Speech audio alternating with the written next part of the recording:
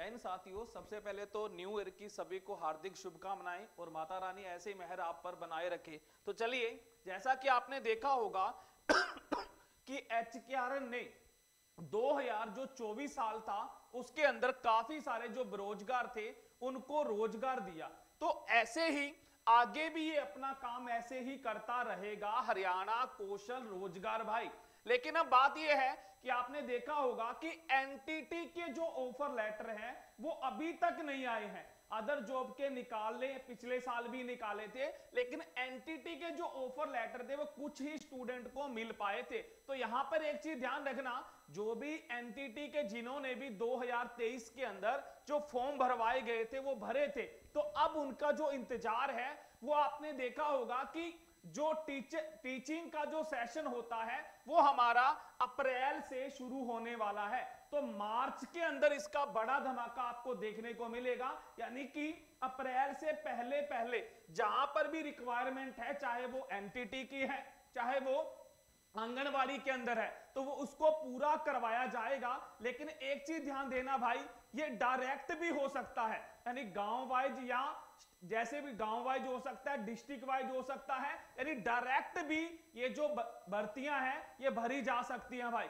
जैसे lab attendant की, computer teacher की पीछे भरी गई थी। तो आपने यहां पर जागरूक रहना है और इसके लिए भाई ये अपना नंबर है, आप इसको नोट कर लीजिएगा। और अभी तक जो बच्चा ग्रुप में नहीं जुड़ा है तो वो उस नंबर पर मैसेज कीजिएगा कि सर हमें ग्रुप में जोड़ो। जैसे कोई इंफॉर्मेशन आएगी, चाहे वो डायरेक्ट लगाएं, चाहे आपका फॉर्म भरवाया जाए, यानी चाहे वो डिस्ट्रिक्ट लेवल पर भरवाया जाए, गांव वाइज, वो आपको हाथों हाथ उसके अंदर डाला जाएगा और आपको गाइड भी किया जाएगा कि आपने कैसे लगना है। और सबसे बड़ी बात भाई यहां पर ध्यान रखना, अगर आपने एनटीटी या कोई भी जॉब है एचकेआरएन के अंदर आपने अगर जॉब लेनी है, तो मैं आपको लगातार बताता आ रहा हूं कि नंबर का रोल इतना नहीं रहता। अगर आपके पास एनसीवीटी की कोई ट्रेड नहीं है, मान लो अगर आपके नंबर 70 है, 75 है, तो भी सिलेक्शन नहीं हो रहा, और एक एनसीवीटी का अगर आपके पास कोई सर्टिफिकेट है तो 50 वाला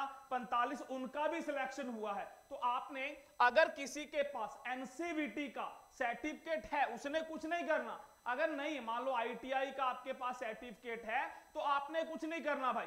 अदरवाइज आप ये एनएसक्यूएफ का जो सर्टिफिकेट है गवर्नमेंट, भाई यहां पर गवर्नमेंट ध्यान रखना, मैं आपको पहले बता देना चाहता हूं, आप जिससे भी करने जा रहे हो अगर उसके पास एनएसडीसी की एफिलिएशन है, आप चेक करो, अगर उसके पास एनएसडीसी की एफिलिएशन है तो आप उस कोर्स को वहां से कर सकते हो। अगर हमसे करना है तो भाई इसका जस्ट अभी 10 या 15, ये मान लो 15 जनवरी या 20 जनवरी के अंतर्गत ये एग्जाम करवाया जाएगा।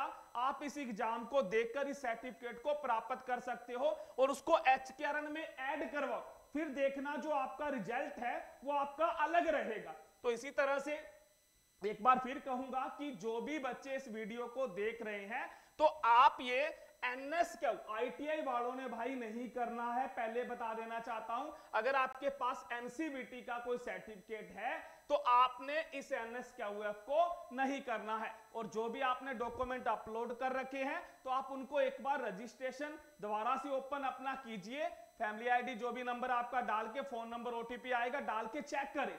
मैंने काफी सारे पीछे बच्चों को चेक करा तो वहां पर स्टडी वाला कॉलम ही खाली है भाई, तो थोड़ा सा ध्यान रखना। तो चलिए इस वीडियो को यहीं स्टॉप करूंगा। जानकारी के लिए बने रहिएगा आपके अपने चैनल के साथ। Thank you.